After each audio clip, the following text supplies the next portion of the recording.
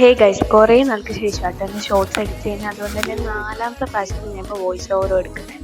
നാളെ നമുക്ക് യൂണിവേഴ്സിറ്റി എക്സാമാണ്. അതുകൊണ്ട് നമ്മൾ കുറച്ച് പാചകത്തിലോട്ട് കടക്കാമെന്ന് വിചാരിച്ചു.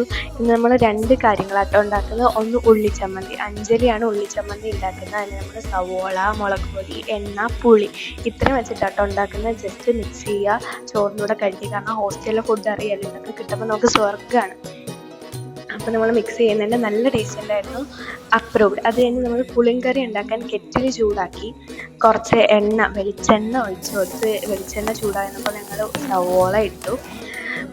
പുളിയുണ്ട്, ഉപ്പുണ്ട്, എണ്ണയുണ്ട്, മുളക് പൊടിയുണ്ട്. ഇത്രയും കാര്യങ്ങൾ ഞങ്ങളിലുള്ളൂ. ഇത് വെച്ചിട്ടാട്ടോ ഞങ്ങൾ ഉണ്ടാക്കുന്നത്.